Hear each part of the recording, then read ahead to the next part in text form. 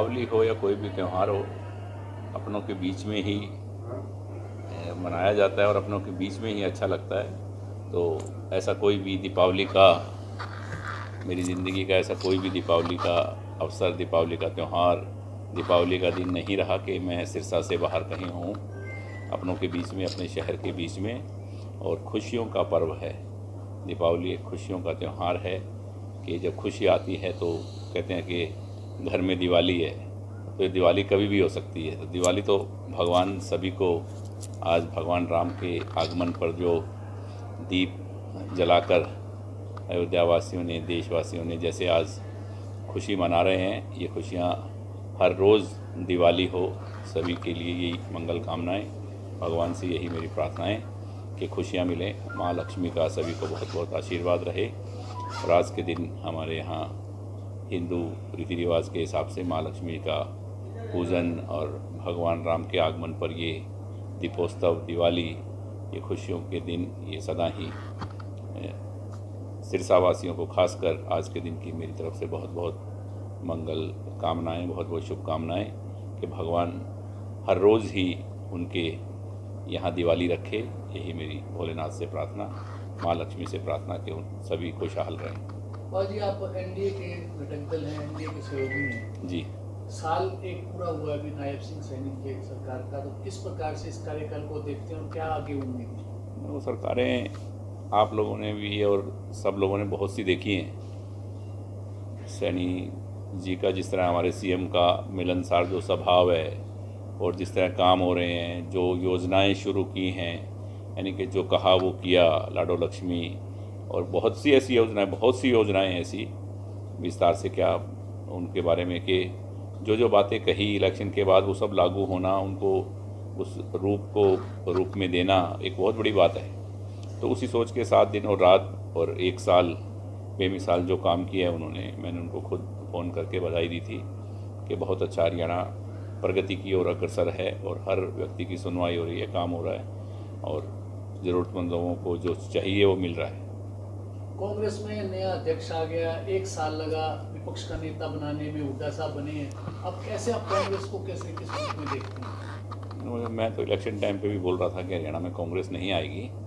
मतलब मैंने कहीं भी आपने नहीं सुना होगा कि चाहे मीडिया कुछ भी कहता रहा, आप लोग कुछ कहते रहे या कोई कुछ कहता रहा भी कांग्रेस का ये है वो है, मैंने कहा नहीं, क्योंकि सब लोग वाकिफ़ हैं अच्छी तरह से कि कांग्रेस ने क्या किया और उसी के ऊपर सच्चाई पे ही मोहर लगाई है जनता ने। हरियाणा की जनता ने तीसरी बार जो भारतीय जनता पार्टी को बहुमत देकर ये साबित कर दिया कि सच्चाई के साथ और जो लोग काम करते हैं मेहनत से, लगन से और लोगों को ध्यान में रखते हुए आम गरीब जनता के लिए, सबके लिए काम करने वाली पार्टी को, सरकार को जो लोगों ने चुना है वो बिल्कुल सच है और सही है। और आने वाला टाइम मुझे लग रहा है कि बीजेपी का ही रहने वाला है।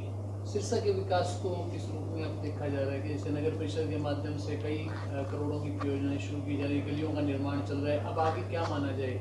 ये पहले भी चल रहा था और पहले भी बहुत पैसे माननीय मनोहर लाल जी ने, खट्टर साहब ने जब सीएम थे, मेरे कार्यकाल में बहुत पैसे दिए और बहुत बड़ी बड़ी योजनाएं उन्होंने कहा शुरू करो।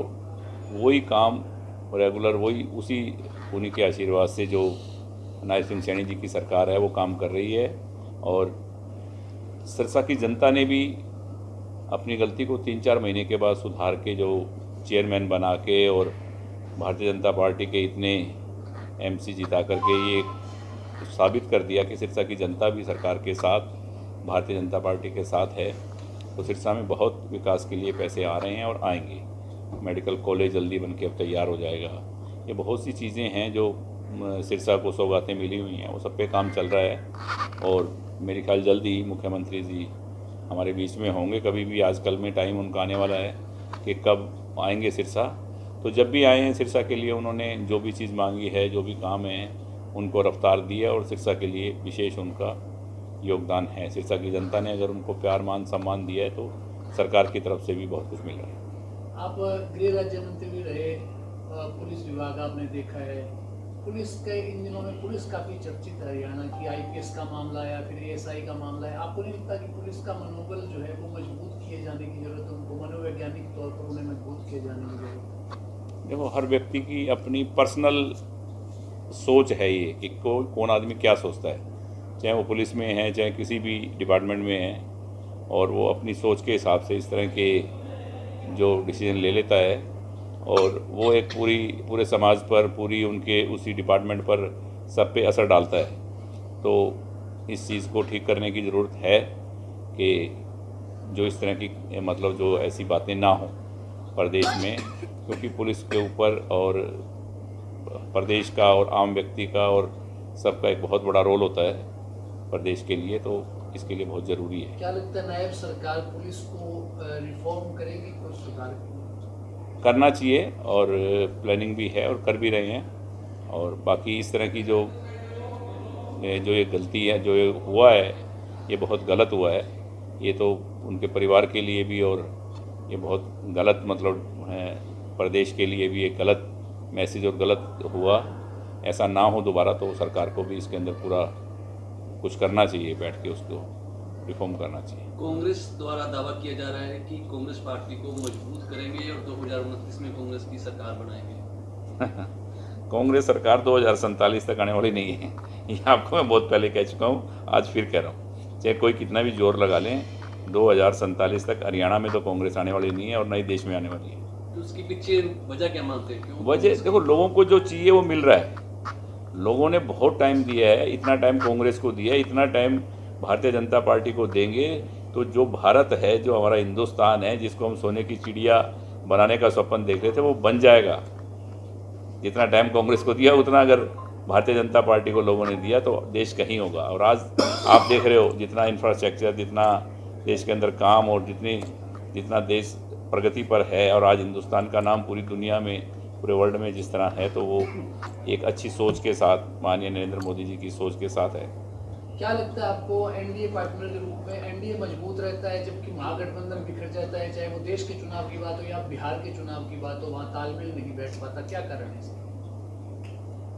देखो, गठबंधन होता है एक मौके का, एक फ़ायदे का। ये गठबंधन है एनडीए का। एनडीए का जो गठबंधन है, वो अब हरियाणा लोकहित पार्टी एनडीए में है, तो वो एक सोच के साथ है। भारतीय जनता पार्टी की जो सोच है, हरियाणा लोकहित पार्टी की जो सोच है, ऐसी एक सोच के लोग जब मिलके होते हैं तो वो एक होते हैं। और मौका प्रस्ती लोग होते हैं जो एक टाइम के लिए गठबंधन बनाते हैं, तो वो तो बिखर ही जाना है, वो सबको मालूम होता है। अब बिहार में क्या होने वाला है सबको मालूम है कि ये मौके के गठबंधन बना के बिहार की जनता को लूटना और ठगना चाहते हैं। तो बिहार की जनता तो बिहार के लोग बहुत समझदार हैं, पढ़े लिखे हैं। वो एक बिहारी सौ पे बारी, ऐसे ही नहीं कहते हम।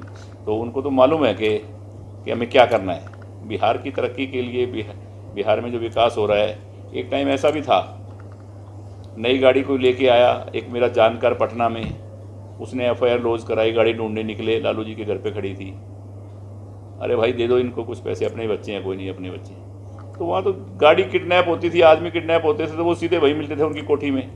तो ये कोई छुपा नहीं है किसी से, ना बिहार की जनता से छुपा हुआ, ना किसी से छुपा हुआ देश में, कि इन लोगों की सोच क्या है।